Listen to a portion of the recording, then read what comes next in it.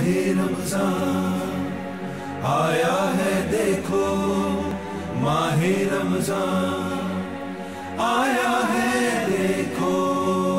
आ गया माह रमज़ान हुई रहमतें, तौबा का है दर ये खुला सुभान अल्लाह। आ गया माह रमज़ान हुई रहमतें, तौबा का है दर ये खुला सुभान अल्लाह। सुभान अल्लाह। तेरी हम्द सना मालिक दो जहां, करते हैं अर्ज़ो समा। अल्हम्दुलिल्लाहि व कफ़ा व सलामुन अला इबादिहिल्लज़ीना इस्तफ़ा, अम्मा बाद। ये तफ़सीर बयान की जा रही है हज़रत मौलाना असलम शेखुपुरी साहब शहीद नव्वरल्लाहु मरक़दहू की खुलासतुल क़ुरआन से। आज का पारा है 23वां। 22वें पारे के आखिर में उन अम्बिया का तज़किरा हो चुका जिन्हें अल्लाह ने एक बस्ती वालों की हिदायत के लिए भेजा था, मगर वो हिदायत की राह पर चलने पर आमादा ना हुए। जब बस्ती वालों ने तीनों को झुटलाया तो बस्ती वालों में से एक शख्स का नाम, जिसका नाम मुफस्सिरीन ने हबीबुन नज्जार लिखा है, वो दौड़ता हुआ आया ताकि अम्बिया को नुकसान पहुँचाने की सूरत में अपनी कौम को अल्लाह के अज़ाब से डराए और उन्हें अम्बिया की इत्तिबा की तलक़ीन करे। जब उसने उन्हें समझाया और सब के सामने अपने ईमान का ऐलान कर दिया तो वो सब के सब उस पर पल पड़े और उन्होंने उसे शहीद कर दिया। शहादत के बाद उसे जन्नत में दाखिल होने का शर्फ़ मिला। जब उसने अपनी आँखों से अल्लाह की उन नेमतों का मुशाहिदा कर लिया कि जो अल्लाह ने ईमान वालों के लिए तैयार की हैं, तो बेसाख्ता उसकी ज़बान से निकला कि ऐ काश मेरी कौम जान लेती जो मेरे रब ने मेरी मग़फ़िरत कर दी और मुझे अहले करामत व सआदत में से जो है वो ठहराया।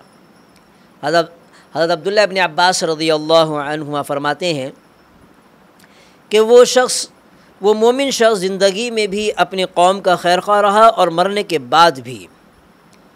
उसके बाद अल्लाह ताला बंदों पर अफसोस का इजहार फरमाते हैं कि उनके पास जो भी रसूल आता है वो उसका मजाक उड़ाते हैं। तो इन तमाम उमूर के अलावा सूरह यासीन में कुछ और मज़ामीन हैं। उसमें अव्वल ये कि अल्लाह ताला के वजूद, तौहीद और कुदरत के तकवीनी दलाइल जो कुरान में बार बार मज़कूर हुए, उनमें से 3 किस्म के दलाइल यहाँ ज़िक्र किए गए हैं। अव्वल ये कि मुर्दा ज़मीन जिसे बारिश से ज़िंदा कर दिया जाता है, और दूसरा लैल व नहार, शम्स व क़मर, और तीसरा कश्तियाँ और जहाज़ जो समंदर में चलते हैं। इन दलाइल की ज़िमन में सूरह यासीन एक ऐसी हकीकत का ऐलान करती है जिससे नुज़ूल कुरान के ज़माने के बड़े बड़े अहले इल्म भी नावाकिफ़ थे। आयत नंबर 36 में इरशाद होता है कि वो अल्लाह पाक है जिसने ज़मीन की नबातात के और ख़ुद उनके और जिन चीज़ों की उनको ख़बर नहीं, सब के जोड़े बनाए। क़दीम ज़माने के इंसानों का ख़याल और तहक़ीक़ ये थी कि जोड़ा सिर्फ़ इंसान और हैवान ही का होता है, जबकि मौजूदा दौर के साइंसदानों ने तवील तहक़ीक़ और मगज़मारी के बाद साबित किया है कि ज़ौजियत यानी जोड़ा न सिर्फ इंसानों बल्कि नबातात, जमादात और तमाम कायनात में पाई जाती है। यहाँ तक कि एटम जो कि मादा के अज्ज़ा में से सबसे छोटा जुज़ है, वो भी 2 मुख्तलिफ़ अज्ज़ा यानी इलेक्ट्रॉन और प्रोटॉन से मुरक्कब होता है, और ये दोनों जुज़ नर और मादा के मुशाबे हैं। सूरह यासीन के अलावा सूरह ज़ारियात में भी इस इल्मी और साइंसी तहक़ीक़ की सदियों पहले निशानदेही कर दी गई थी। वहाँ फरमाया गया कि और हर चीज़ को हमने जोड़ा जोड़ा बनाया ताकि तुम नसीहत हासिल करो। दूसरा मज़मून ये बयान किया गया कि सूरह यासीन क़यामत की होलनाकियों और सूर फूके जाने का तज़किरा करती है, और जिस वक्त पहली बार सूर फूका जाएगा तो लोग अपने मामूलात की अदायगी और ख़रीद व फ़रोख्त में मशगूल होंगे। सूर इसराफील की आवाज़ सुनकर उन पर खौफ और घबराहट जो है वो तारी हो जाएगी। उसके बाद जो दूसरी सूर फूका जाएगा कि जो दूसरा फूक जैसे हय्यु क़य्यूम के सिवा سب کو موت آ جائے گی۔ دوسرا سور جو پھونکا جائے گا اس دوسرے سور سے سب کو موت آ جائے گی سوائے اللہ تبارک و تعالیٰ جو ہمیشہ سے اور ہمیشہ رہنے والا ہے، اور کوئی روح بھی جو ہے وہ زندہ نہ رہے گی۔ اور تیسری بات جب سور پھونکا جائے گا تو سب قبروں سے جی اٹھیں گے اور حاکم حقیقی کے سامنے پیش ہو جائیں گے، اور وہاں کسی پر ظلم نہ ہوگا۔ مومنین متقین کو جنت اور جنت کی نعمتوں سے نوازا جائے گا، جبکہ مجرم جو کہ دنیا میں صلحاء سے کے ساتھ ملے جلے رہتے تھے انہیں الگ کر دیا جائے گا، پھر ان کے منہ پر مہر لگا دی جائے گی اور ان کے اعضاء ان کے خلاف گواہی دیں گے۔ چونکہ اس صورت میں زیادہ تر بحث بعث بعد الموت کے حوالے سے ہے، اس لیے اس کا اختتام بھی اسی پر ہو رہا ہے، اور فرمایا گیا کہ کیا وہ ذات جس نے آسمانوں اور زمین کو پیدا کیا وہ اس پر قادر نہیں کہ ان کو دوبارہ پیدا کرے یا ان جیسا پیدا کرے؟ کیوں نہیں، وہی ہے جو خوب پیدا کرنے اور علم رکھنے والا ہے۔ اس کی شان یہ ہے کہ جب وہ کسی چیز کا ارادہ کرتا ہے تو اس سے فرما دیتا ہے کہ ہو جا، تو پس وہ ہو جاتی ہے۔ سورہ یاسین کے بعد سورۃ الصافات ہے۔ یہ سورہ مکی ہے اور اس میں 182 آیات اور 5 رکوع ہیں۔ سورت کی ابتدا ہوتی ہے ان ملائکہ کے ذکر سے جو عبادت اور تسبیح و تحمید میں مصروف رہتے ہیں۔ اس کے بعد جنات کے بارے میں بتایا گیا ہے کہ جب وہ چوری چھپے ملائے اعلیٰ کی خبریں سننے کی کوشش کرتے ہیں تو شہاب ثاقب ان کا تعاقب کرتے ہیں اور انہیں مار بھگاتے ہیں۔ سورہ صافات بعث اور حساب و جزا کے مسئلے سے بحث کرتی ہے اور بتاتی ہے کہ بعث بعد الموت کے بارے میں مشرکین کا موقف بڑا عجیب ہے۔ وہ اس عقیدے کا مذاق اڑاتے ہیں اور یہ بات ان کی سمجھ میں نہیں آتی کہ ہڈیوں کے چورا چورا ہونے اور خاک میں مل جانے کے بعد انسان دوبارہ کیسے زندہ ہو سکتا ہے۔ اللہ فرماتے ہیں کہ جو کام انہیں مشکل بلکہ ناممکن محسوس ہوتا ہے وہ اللہ کے لیے کچھ بھی مشکل نہیں۔ جب حضرت اسرافیل تیسری بار سور پھونکیں گے تو یہ سب اپنی قبروں سے نکل کر کھڑے ہو جائیں گے، پھر وہ بڑی حسرت اور بڑی ندامت کے ساتھ کہیں گے کہ یہ ہے اعمال کی جزا کا دن جس کا ہم مذاق اڑایا کرتے تھے۔ پھر انہیں دوزخ میں ڈال دیا جائے گا، وہاں آپس میں جھگڑیں گے اور ایک دوسرے کو مورد الزام ٹھہرائیں گے۔ دوزخیوں کی باہمی لعن طعن کے علاوہ یہ صورت جنتیوں کا آپس میں مکالمہ بھی ہم کو سناتی ہے کہ جب انہیں ہر طرح کی نعمتوں سے نہال کر دیا جائے گا اور وہ عزت و راحت کے تخت پر شہزادوں سے کروڑوں گنا زیادہ خوش بیٹھے ہوں گے تو وہ اپنے ماضی کو یاد کریں گے۔ ان میں سے ایک کہے گا کہ میرا ایک ہم نشین ہوا کرتا تھا جو مجھ سے کہا کرتا تھا کہ بڑی عجیب بات ہے کہ تم آخرت کی زندگی پر ایمان رکھتے ہو، بھلا یہ کیسے ممکن ہے کہ جب ہم مر کر مٹی اور ہڈیاں ہو جائیں تو ہمیں دوبارہ زندہ کیا جائے، ہم سے زندگی بھر کے اعمال کا حساب لیا جائے اور پھر کسی کو جزا اور کسی کو سزا دی جائے۔ یہ باتیں میری سمجھ میں نہیں آتی، نہ جانے تم کیوں ایسی خلاف عقل باتوں پر یقین رکھتے ہو۔ پھر وہ اپنے ساتھیوں سے پوچھے گا کہ کیا تم اسے دیکھنا چاہتے ہو؟ اتنے میں وہ خود جھانک کر دیکھے گا تو اپنے اس عقل پرست اور منکر آخرت دوست کو دوزخ میں کے وسط میں جلتا ہوا دیکھے گا تو اس سے کہے گا کہ اللہ کی قسم تو مجھے ہلاک کر چکا تھا، اور اگر میرے پروردگار کی مہربانی نہ ہوتی تو میں بھی ان میں ہوتا جو عذاب میں حاضر کیے گئے ہیں۔ اس کے بعد سورت بعض انبیاء کرام علیہم السلام کے قصص سے بحث کرتی ہے۔ ان میں سے پہلا قصہ حضرت شیخ الانبیاء حضرت نوح علیہ السلام کا ہے کہ جن کی قوم نے انہیں جھٹلایا تو جھٹلانے والوں کو غرق کر دیا گیا۔ دوسرا قصہ حضرت ابراہیم علیہ السلام کا ہے کہ جو کہ 2 مرحلوں میں بیان ہوا۔ پہلے مرحلے میں ان کی دعوت توحید کا بیان ہے کہ انہوں نے اپنے والد اور اپنی قوم کو کیسے ایمان کی دعوت دی، کیسے ان کے سالانہ جشن میں شرکت سے معذوری ظاہر کی اور کیسے ان کے بتوں سے 2 ہاتھ کیے۔ مشرکوں نے انہیں زندہ جلا ڈالنے کے لیے کیا کیا تدابیر کیں اور کیسے اللہ تعالیٰ نے انہیں بچایا۔ اور دوسرے مرحلے میں ذبح و فدا، یہ واقعہ ذکر کیا گیا ہے کہ یہ واقعہ صرف سورہ صافات ہی میں ذکر ہے، اور باوجود یہ کہ قرآن کریم میں متعدد مقامات پر ابراہیم علیہ السلام کا ذکر آیا ہے، لیکن یہ واقعہ جو اسماعیل علیہ السلام کے ذبح کا واقعہ ہے کہ اس میں ذبح کرنے کے لیے لایا گیا اور پھر اللہ تعالیٰ نے مینڈھا بھیج دیا، یہ واقعہ صافات کے علاوہ کسی دوسری صورت کے اندر نہیں ہے۔ یوں تو حضرت ابراہیم علیہ السلام کی پوری زندگی اللہ کی رضا کے خاطر مختلف آزمائشوں میں گزری ہے، لیکن یہ آزمائش ان سب آزمائشوں سے زیادہ زہرہ گداز اور جاں گسل تھی کہ آپ کو خواب میں بیٹے کو ذبح کرنے کا حکم دیا گیا، آپ تسلیم و رضا کا پیکر بن گئے اور فوراً تیار ہو گئے، اور بیٹے کو خواب سنایا تو وہ بھی پیکر تسلیم تھا۔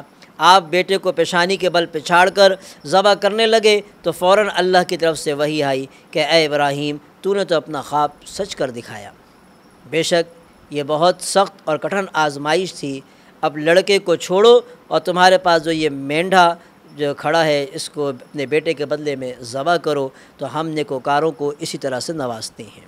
اور تیسرا واقعہ حضرت موسیٰ اور حضرت ہارون علیہ السلام کا ہے، اور چوتھا قصہ حضرت الیاس علیہ السلام کا ہے کہ جنہیں شام میں ایک ایسی قوم کی طرف نبی بنا کر بھیجا گیا تھا کہ جو بعل نامی بت کی عبادت کرتی تھی۔ اس بت کے نام پر بعلبکہ نامی ایک شہر آباد تھا، جس کے آثار آج بھی دمشق کے مغرب کی طرف نظر آتے ہیں۔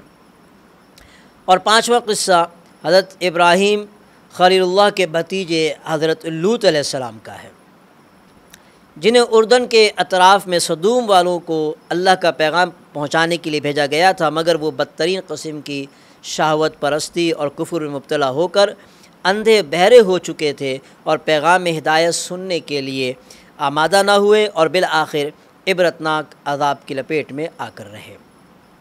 اور چھٹا قصہ حضرت یونس علیہ السلام کا ہے، جنہیں مچھلی کے پیٹ میں بھی کچھ عرصہ رہنا پڑا اور جن کی قوم کو عذاب کے آثار دیکھ کر توبہ کا شرف حاصل ہوا، اور انبیاء کے ان قصص کے اختتام پر ارشاد ہوتا ہے کہ اور اپنے پیغام پہنچانے والے بندوں سے ہمارا وعدہ ہو چکا کہ وہی غالب اور منصور ہے اور ہمارا لشکر غالب آ کر رہے گا۔ سورت کے آخر میں آپ کو عناد پسند سے اعراض کرنے کا حکم کہ جو آپ سے عناد رکھتے ہیں، بغض رکھتے ہیں، ان سے اعراض کرنے کا حکم ہے، اور اللہ کی حمد و تسبیح کا بیان ہے۔ اس کے بعد سورہ صاد ہے۔ سورہ صاد مکی ہے اور اس میں 88 آیات اور 5 رکوع ہیں۔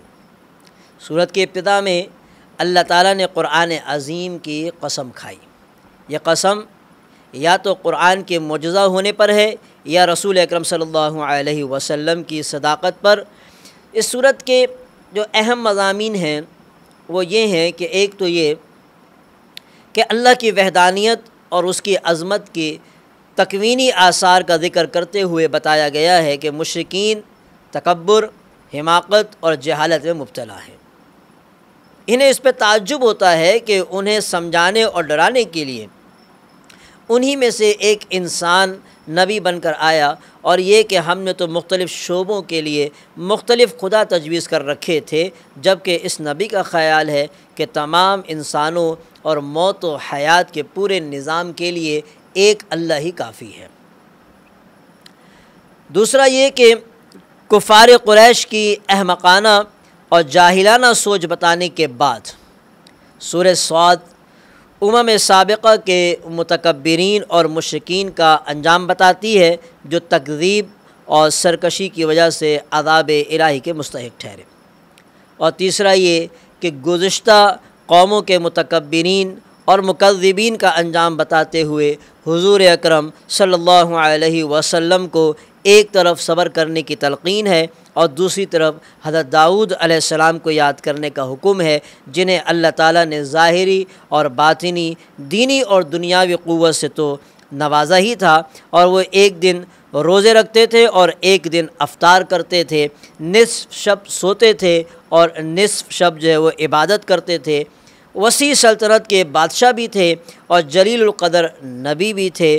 انہیں ذکر کرنے والا دل اور شکر کرنے والی زبان اور سحر طاری کر دینے والی آواز عطا ہوئی کہ جب وہ زبور کی تلاوت کرتے تھے تو پرندے فضا میں رک جاتے تھے، اور جب حمد باری تعالیٰ میں رطب اللسان ہوتے تھے تو پہاڑ بھی مصروف حمد ہو جاتے تھے۔ حضرت داؤد علیہ السلام کے ساتھ ساتھ ان کے بیٹے حضرت سلیمان علیہ السلام کا بھی ذکر خیر کیا گیا کہ ان کی سلطنت وسائل و اسباب کے اعتبار سے اپنے والد کی سلطنت سے بھی زیادہ شان و شوکت کی حامل تھی۔ ان کے لیے ہوا اور جنات کو مسخر کر دیا گیا تھا۔ اور اس کے بعد مضمون ذکر کیا گیا کہ سورہ صاد میں جو تیسرا قصہ ہے وہ حضرت ایوب علیہ السلام کا بیان ہے۔ وہ حضرت یعقوب علیہ السلام کی نسل سے تھے اور ان کے پاس ثروت و غنا کی بہتات تھی، باغات اور حویلیاں تھیں، زرعی زمینیں بھی تھیں، نوکر چاکر اور کئی بیٹے تھے۔ اللہ کی طرف سے آزمائش آئی تو سب کچھ جاتا رہا، اولاد ہلاک ہو گئی، مال مویشی مر گئے، باغ اجڑ گئے اور حویلیاں زمین بوس ہو گئیں۔ عزیز و قارب نے تیور بدل لیے، ثروت و غنا کی جگہ فقر و فاقہ نے ڈیرے ڈال دیے اور خود تکلیف و بیماری میں مبتلا ہوئے۔ بعض تفاسیر میں ہے کہ یہ آزمائش 18 سال تک رہی، مگر حضرت ایوب علیہ السلام نے اپنی روش نہ بدلی اور صبر و شکر کا دامن ہاتھ سے نہ چھوڑا۔ بالآخر آزمائش کا دور ختم ہوا اور اللہ نے پہلے سے بھی زیادہ ان کو نوازا۔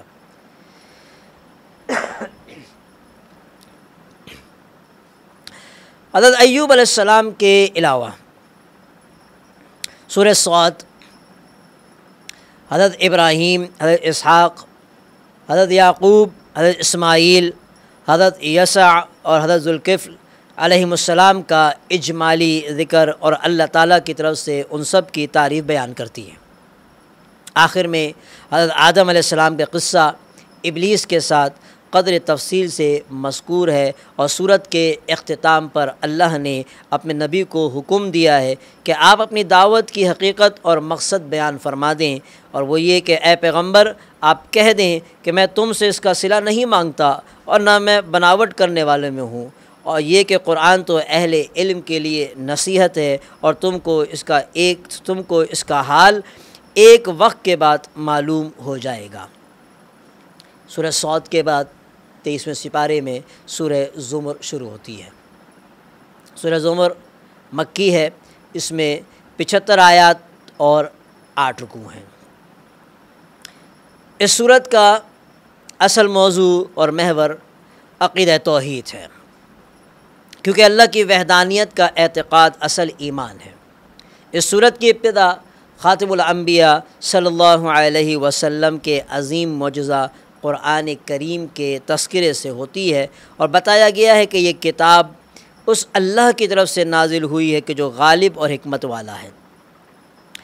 پھر رسول اکرم صلی اللہ علیہ وسلم کے واسطے سے گویا تمام مسلمانوں کو حکم دیا گیا ہے کہ عبادت کو اللہ کے لیے خالص رکھیں، اس میں ریا وغیرہ کی ملاوٹ ہرگز نہ ہونے دیں، اور اگلی آیات میں انداز بدل کر رب العالمین کی وحدانیت پر تکوینی دلائل اور براہین قائم کیے گئے ہیں اور شرک کی پرزور تردید کی گئی ہے۔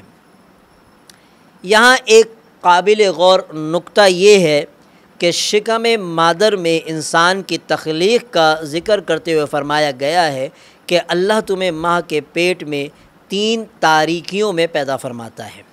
یہ قرآن کا اعجاز علمی ہے، ایک ایسی طبی حقیقت کا صدیوں پہلے اعلان کر چکا ہے، جس حقیقت کا حکماء اور ڈاکٹروں کو 20ویں صدی میں علم ہوا۔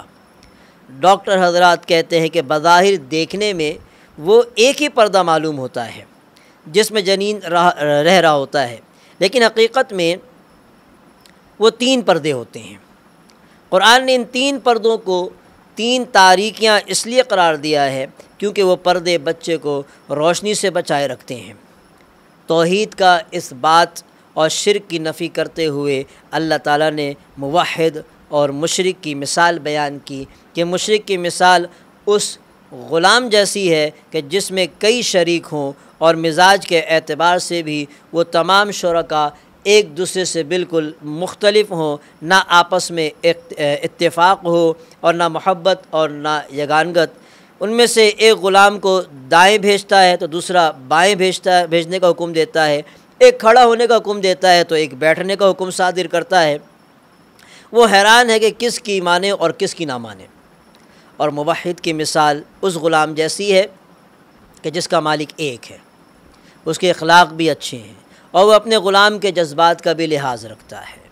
یقیناً یہ غلام اخلاص کے ساتھ اس کی خدمت کرے گا اور اپنے مالک سے بھلائی اور احسان ہی کی امید رہے گی۔ اور پھر جب مالک رب العالمین ہو اور بندہ اسی کا ہو کر رہ جائے تو اس کے قلبی سکون اور راحت پر یقیناً بادشاہی قربان کی جا سکتی ہے۔ 23واں سپارہ یہاں پر ختم ہوا۔ وآخر دعوانا ان الحمدللہ www.darsaquran.com عرض و سما سبحان اللہ۔